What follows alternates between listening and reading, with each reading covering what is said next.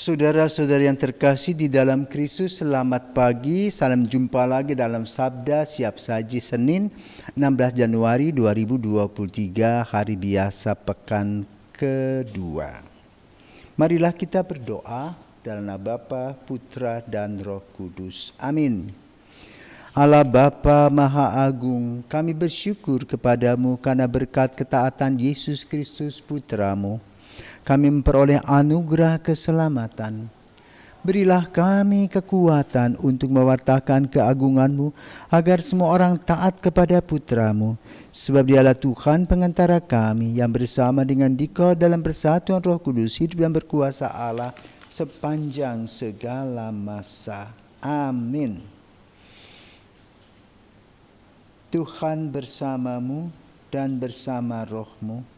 Inilah Injil Yesus Kristus menurut Markus, dimuliakanlah Tuhan. Markus bab 2 ayat 18 sampai dengan 22. Waktu itu murid-murid Yohanes dan orang-orang Farisi sedang berpuasa.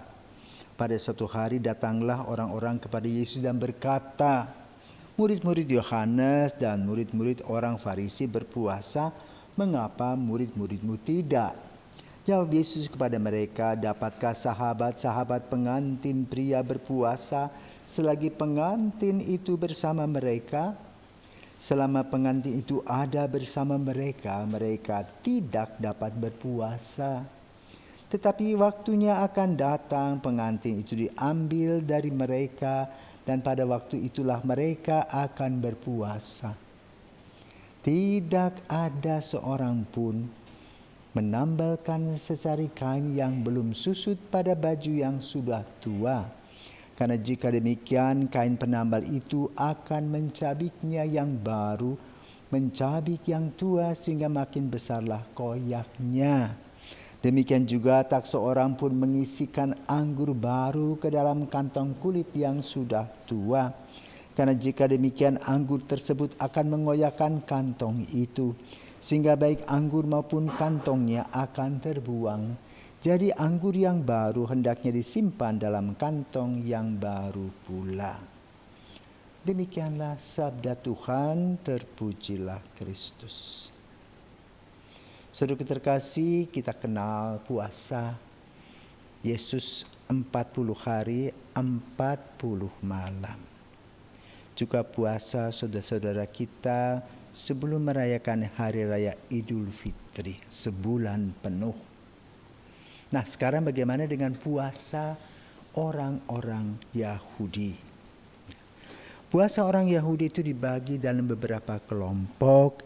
Ada puasa yang lengkap, ada yang menengah, ada yang ringan. Nah, puasa yang lengkap yaitu di mana setahun 2 hari penuh mereka berpuasa, dimulai dari matahari terbenam sampai gelap pada malam berikutnya, dan itu adalah puasa Tisha B'Av. Puasa itu jatuh pada tanggal 9 Agustus, di mana menurut kepercayaan Yahudi, puasa Tisha B'Av adalah memperingati hari di mana kuil Sulaiman dihancurkan Kekaisaran Babilonia dan kuil kedua oleh Kekaisaran Romawi di Yerusalem. Yang kedua adalah puasa Yom Kippur, atau yang biasa juga dikenal sebagai puasa hari perdamaian.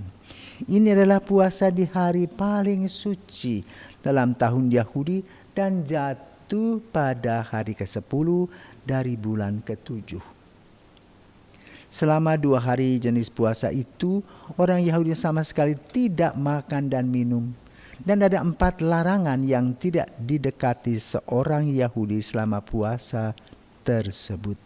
Yakni, dia tidak diperbolehkan mandi selama 2 hari. Tidak boleh memakai sepatu kulit. Tidak akan menggunakan kolonye, minyak atau parfum, serta dilarang berhubungan intim dengan pasangan. Kedua, puasa ringan.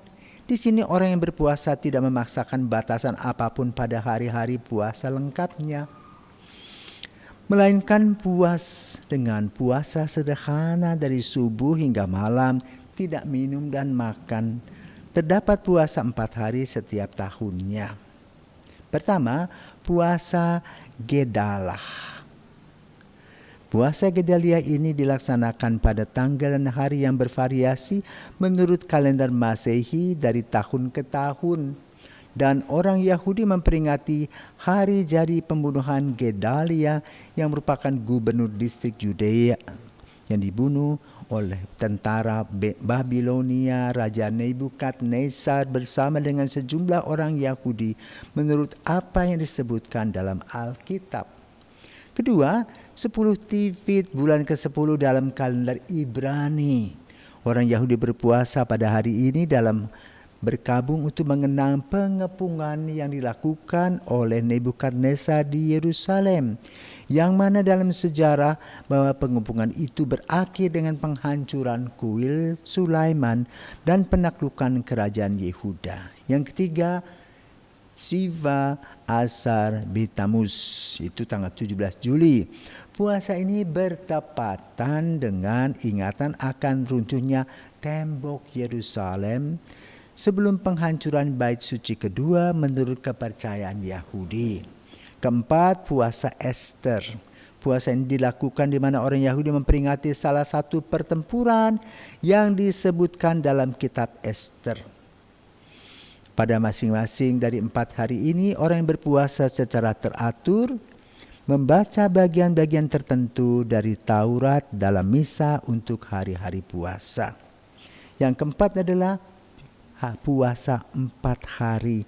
Puasa 4 hari merupakan perpaduan antara puasa lengkap dan puasa ringan, namun ditujukan bagi umat Yahudi untuk memperingati penghancuran bait suci Yerusalem setiap tahun. Antara lain puasa 9 Agustus Tisha B'Av, dan di mana saat itu orang Yahudi berpuasa sepenuhnya. Kemudian puasa Chom Gedalia, di mana tak Yahudi berpuasa ringan, puasa 1/10 Tevet atau Asara Betevet, di mana orang Yahudi berpuasa ringan, dan puasa di tanggal 17 Juli Siva Asar Betamuz, di mana pada saat itu orang Yahudi mengambil puasa ringan. Nah, itulah kira-kira jenis-jenis puasa menurut agama Yahudi. Nah, bagaimana dengan para murid Yesus? Para murid Yesus mempunyai puasa ketika Yesus sudah tidak ada. Maka itu Yesus menjawab, ketika pengantin masih ada, mereka tidak berpuasa. Apa artinya? Bahwa mereka boleh menikmati sukacita karena bersama-sama dengan Yesus. Nabi nanti mereka akan berpuasa. Artinya apa? Mereka akan mengalami penganiayaan, pengorbanan, kesulitan. Dan mereka akan tetap teguh melihat serta hadir sebagai saksi Kristus. Ini yang paling penting. Tapi puasa-puasa yang berkaitan dengan hal-hal materi, ya, itu lebih ringan dibandingkan puasa secara rohani, mengendalikan dan mengalahkan diri sendiri. Ini yang paling penting. Maka dalam puasa kita tidak hanya makan minum, tetapi juga jaga pikiran kita, jaga mulut kita, jaga tindakan kita, agar kita menjadi orang-orang yang bijaksana. Semoga pelajaran tentang puasa yang ditanamkan oleh Yesus berguna bagi hari-hari kita dan langkah-langkah kita.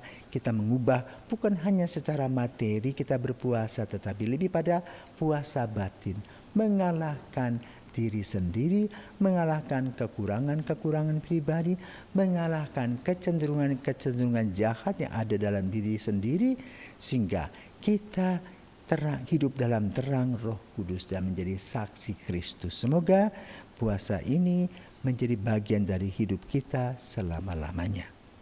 Selamat pagi, Tuhan memberkati.